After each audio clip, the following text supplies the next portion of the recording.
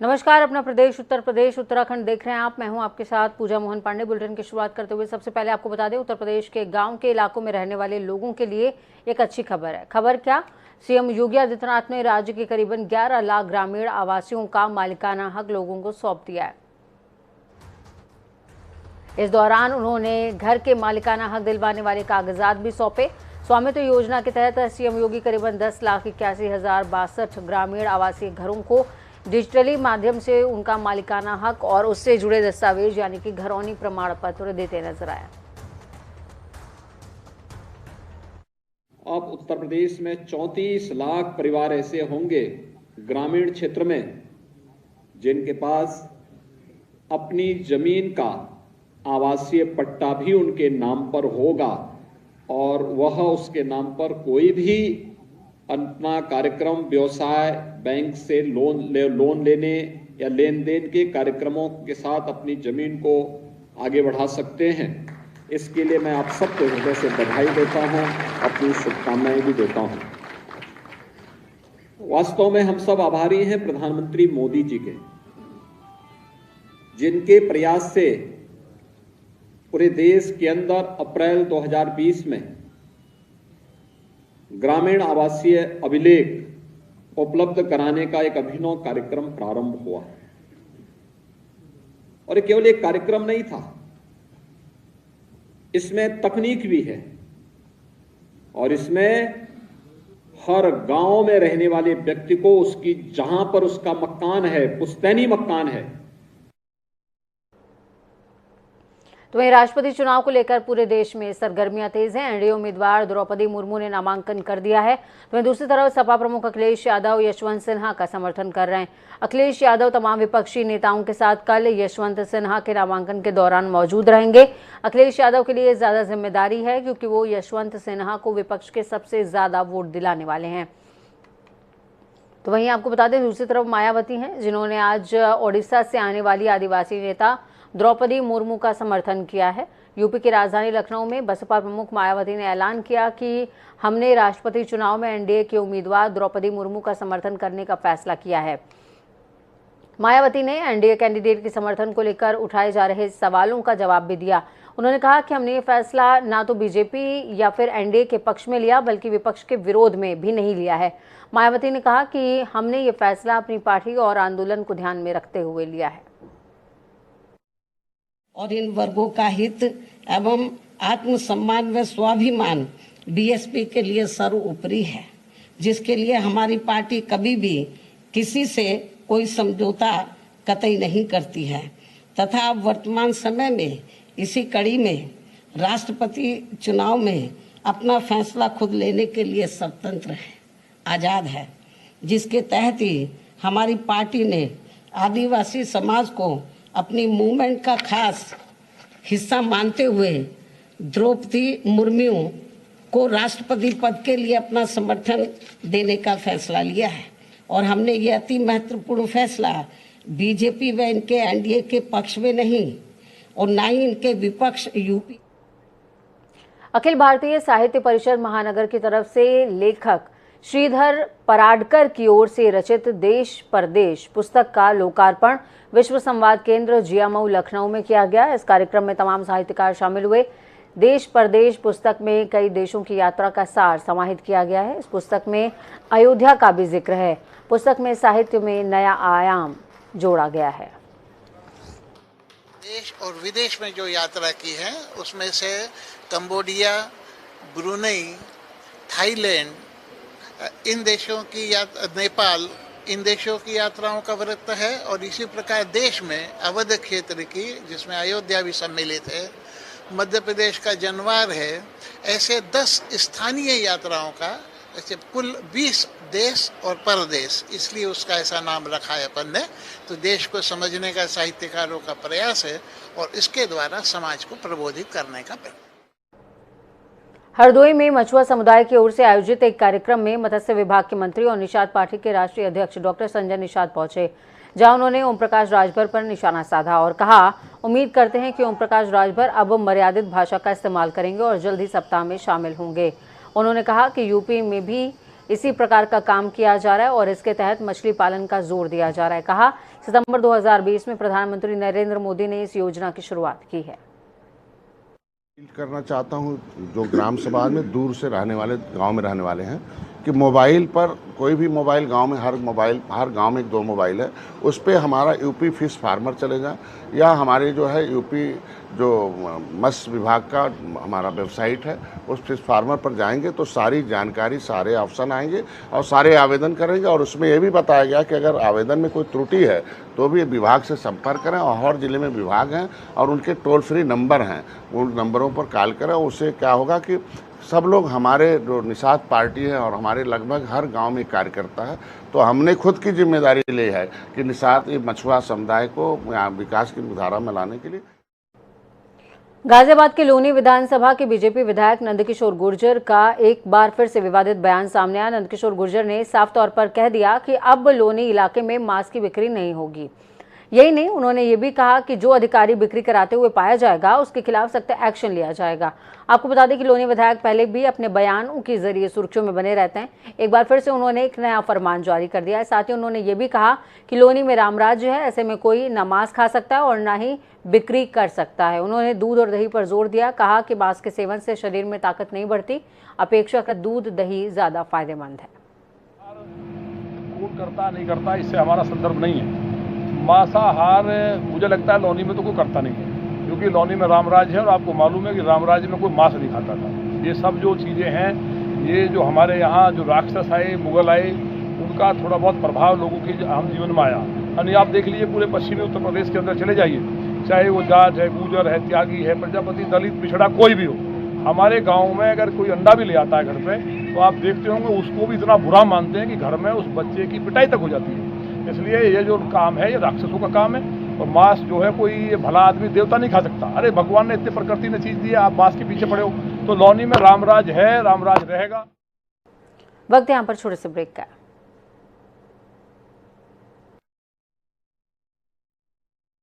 रहेगा। ब्रेक के बाद आपको बताएंगे भाजपा प्रदेश महिला मोर्चा ने आज राजधानी लखनऊ में क्या कुछ बयान महिलाओं के सशक्तिकरण और प्रधानमंत्री के नेतृत्व को दिया है।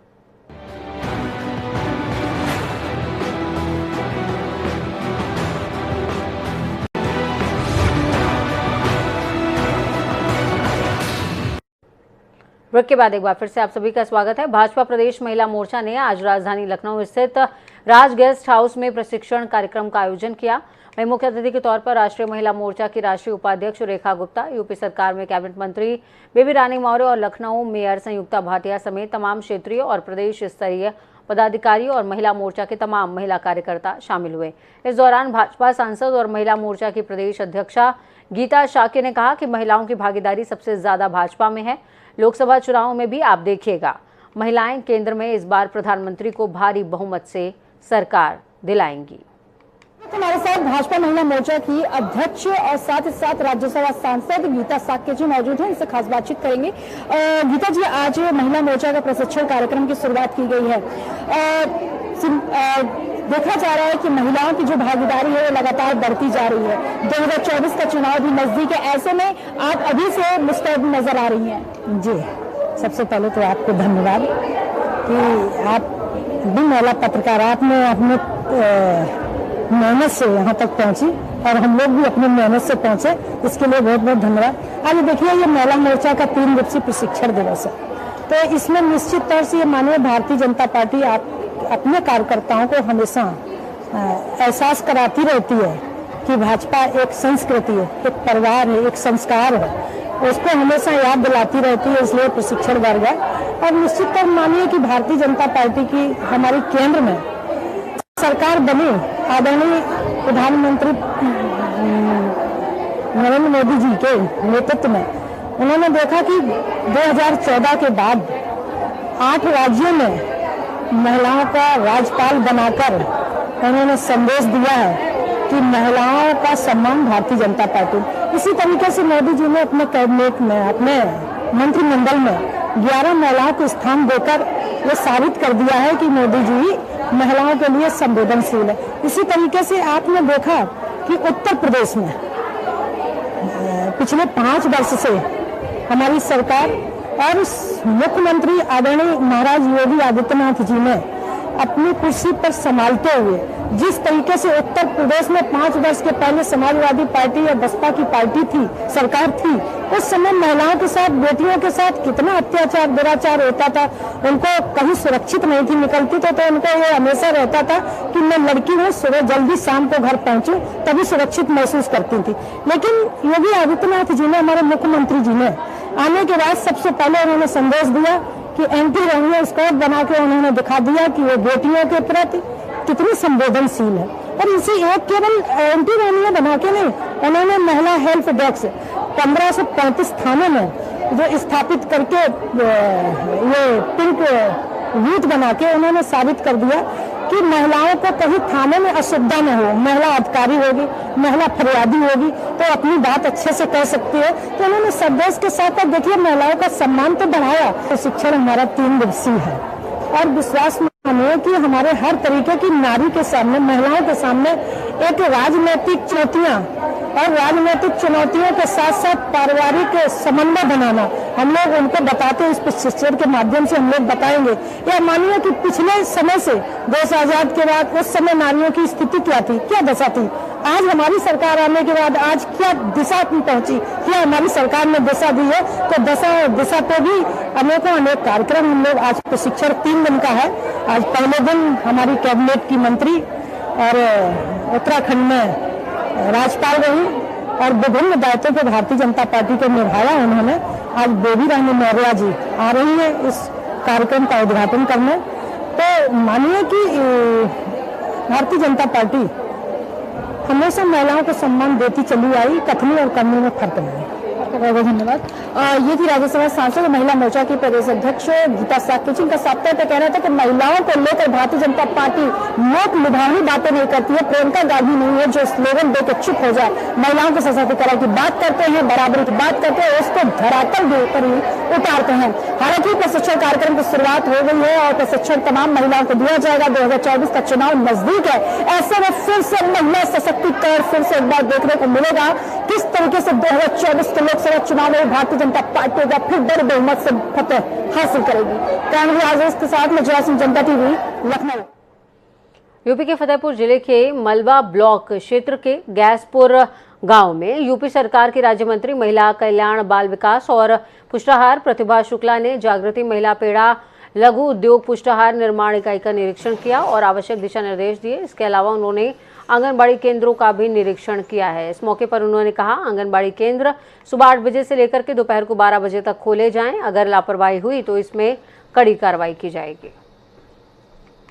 हमारे मुख्यमंत्री जी की मंशा है कि आंगनबाड़ी केंद्र हमारे प्री नर्सरी स्कूल के रूप में चले, जिसके तहत हम लोग फतेहपुर जनपद में आकर आंगनबाड़ी केंद्रों को चेक किया। 12:15 बजे हम लोग केंद्र में गए, वहाँ पर केंद्र बंद पाया गया, आंगनबाड़ी भी नहीं थी और दूसरी जगह चला रही थी। 3 केंद्रों को बात किया, तीनों केंद्र बेकार थे, कहीं भी कोई आंगनबाड़ी नहीं चला रही थी और सारे बंद पाए गए। यहाँ पर आए तो प्लांट हमने देखा तो संतोषजनक पाया गया। ये प्लांट अच्छा है और समूह की महिलाएं चला रही हैं, जिससे समूह को रोजगार मिल रहा है। सरकार की मंशा के अनुरूप साफ सुथरा काम हो रहा है। रामपुर से सपा के प्रत्याशी आसिम रजा ने मतगणना को लेकर चुनाव आयोग से अपील की है। आसिम रजा का साफ तौर पर कहना है कि निष्पक्ष मतगणना के लिए अगर कुछ समय लगता है तो ले लीजिए, मतगणना को आगे बढ़ा दीजिए और मतदान के दौरान हुई घटनाओं की जांच भी कराइए। आसिम रजा ने कहा कि बाहरी हस्तक्षेप के बिना संबंधित अधिकारी ही मतगणना कराएं। साथ ही उन्होंने विधानसभा चुनाव का जिक्र करते हुए कहा कि विधानसभा मतगणना में मंडलायुक्त की मौजूदगी के चलते ही समाजवादी पार्टी को 2 सीटों का नुकसान हुआ था। रामपुर में जिस तरह मतदान हुआ ये आप सब लोगों ने देखा, जिस तरह लोगों की हड्डियां तोड़ी गई, उन पर डंडे बरसाए गए और मतदान स्थल तक जाने से उन्हें रोका गया। गली गली मोड़ मोड़ पर पुलिस खड़ी हो गई और लोगों को जाने नहीं दिया और मतदान को प्रभावित किया गया। ये बड़ा दुखद हुआ और ये इतिहास में एक अजीब व गरीब घटना है कि जब लोगों को अपने मताधिकार इस्तेमाल करने से रोका गया। अब मतगणना होना है। हमारी चुनाव आयोग से ये डिमांड है कि अगर निष्पक्ष मतगणना के इंतजाम में कोई देरी हो सकती है तो वो मतगणना के कार्य को आगे बढ़ा दें और कल के मतदान की पूरी घटना की भी निष्पक्ष जांच कराएं। यदि मतगणना 26 जून को ही होती है तो हम चुनाव आयोग से भी डिमांड करते हैं और यहाँ के अधिकारियों से भी डिमांड करते हैं जनपद के कि कल की मतगणना बिल्कुल निष्पक्ष होना चाहिए।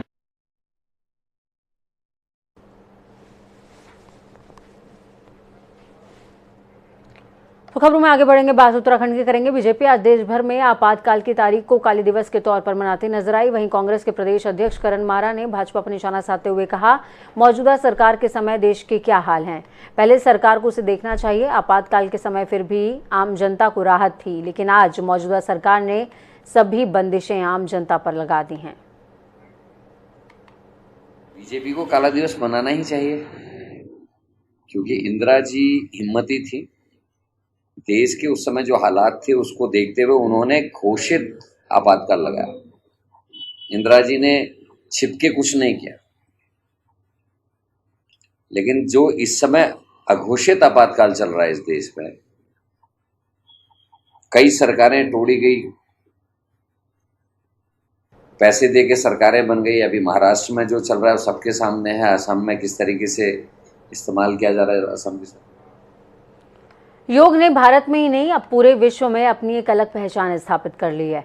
योग को लेकर विद्वान भी कहते हैं कि रहना है निरोग तो करो योग। योग गुरु घनश्याम कौशल ने कहा कि योग करने वालों के बीमारियां आसपास भी नहीं भटक सकती हैं। इसके साथ ही उन्होंने कहा कि योग को किसी धर्म से जोड़कर नहीं देखना चाहिए। योग जीवन में अनुशासन का संचार करता है, इसलिए योग को समझने के लिए योग से जुड़ना जरूरी है और लगातार योग की तरफ लोग आकर्षित भी हो रहे हैं। योग को पूरे भारत में एक पहचान मिली और भारत के बाद अब विश्व में उसकी एक पहचान बन चुकी है। योग दिवस अभी कुछ दिन पहले हमने मनाया, जिसमें देखा कि पूरे विश्व ने इस योग दिवस के साथ अपने भी कदम ताल मिलाए। इसी योग को विस्तार के लिए और भी प्रयास हो रहे हैं। हमारे साथ घनश्याम जी हैं, ये भी योग को सफल बना रहे हैं। काफी लोग इनसे जुड़ रहे हैं और इनका भी मानना है कि योग से हर एक आदमी को जुड़ना चाहिए। घनश्याम जी, कितना समय हो गया योग को देते हुए और अब योग से लोगों को जुड़ाव क्या देखते हैं आप? इस समय लोग जुड़ रहे हैं योग से? देखिए, हमें योग में इंटरेस्ट तो बहुत बचपन से था, लेकिन वो जो है व्यवस्थित तरीके से हमने लगभग 10 साल हुआ जो है लोगों को बताना समझाना शुरू किया और लोग जुड़ रहे हैं। और योग अपने आप में महान है, लेकिन उसको जो लोग समझते हैं, उसके सानिध्य में आते हैं, उनकी जीवन शैली और दिनचर्या में आमूलचूल बदलाव होता है और उसका गुणा भाग लेकर के उनका व्यक्तित्व जो है बदल जाता है। वो आपको सही तरीके से जिंदगी जीना सिखाता है। बीमारियों का इलाज जब योग में ढूंढा जा रहा है और कहा जा रहा है कि जिन बीमारियों का इलाज अमूमन नहीं होता वो योग से संभव है, तो क्या ऐसा आपको लगता है कि योग से उन बीमारियों जैसे कैंसर जैसी बीमारी को भी कहा जाता है कि योग से संभव हो चुकी है? देखिए, योग में अष्टांग योग है। आप योग से आशय केवल ये नहीं है कि शरीर को मोड़ करके या किसी तरह से खड़े होना, बैठना, झुकना योग है। योग का 8 अंग है: यम, नियम, आसन, प्राणायाम, प्रत्याहार, ध्यान, धारणा, समाधि। तो सबसे पहला सोपान है उसका यम। यम में है सत्य, अहिंसा, अस्तेय, अपरिग्रह, ब्रह्मचर्य। तो इन सिद्धांतों को अगर आप पालन करते हैं और अपनी जीवन शैली को उसके अनुरूप रखते हैं, तो फिर दूसरा चरण आता है नियम। कब सोना है, कब जगना है, क्या खाना है, कैसे खाना है, पानी कब पीना है, कितना पीना है, ये भी योग बताता है हमें। और उसके बाद आता है आसन, फिर प्राणायाम। तो इस समग्र रूप से जब आप योग को अपनी जीवन शैली में शामिल करते हैं, तो फिर आपको बीमारियों के बारे में तो सोचना ही नहीं पड़ेगा। एक स्वस्थ जीवन और स्वस्थ विचार, व्यक्तित्व सब योग की देन है।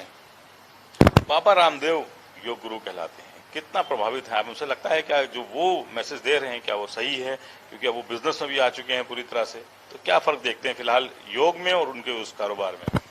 देखिए, जहां तक बाबा रामदेव जी का सवाल है, बाबा जी ने अपनी जिंदगी का काफी जरूरी हिस्सा जो है, और एक तरह से कहा जाए तो संपूर्ण जिंदगी उन्होंने योग को समर्पित किया है। लेकिन जो लोग उनकी आलोचना करते हैं, उसके मूल में यह है कि जो स्वभावतः आदमी है वो अपने प्रति ईमानदारी से योग को लेना नहीं चाहता है। वो दवाओं पे ज्यादा विश्वास करता है, पैसा कमाया है उसको खर्च करना चाहता है, अपनी दिनचर्या सही नहीं रखना चाहता है। इसलिए बाबा जी ने ये किया कि आप भाई जब थोड़ा सा व्यवस्थित तरीके से नहीं कर रहे हैं तो जो दवा ले रहे हैं वो हम आपको आयुर्वेद से आधारित दवाएं दे रहे हैं, आप उसका सेवन कीजिए। नहीं तो बाबा जी स्वयं में बताते हैं कि आप जड़ी बूटी आपके आसपास है, उसको इस्तेमाल करके आप लीजिए, मत दवाई लीजिए। लेकिन लोगों का ये स्वार्थ है कि अपना समय नहीं देना चाहते हैं, वो पैसा खर्च करके पैक्ड सामान ले लेना चाहते हैं। इसमें बाबा जी का कोई दोष नहीं है, दोष हमारे स्वार्थ का है, समय अभाव का है। अब आगे जो आपने बताया कि 10 साल से आप जुड़े हैं, तो कितने लोग आपसे जुड़े हैं, कैसे उनको आप योग के आसन सिखाते हैं, ये कहाँ पे होता है ये सब?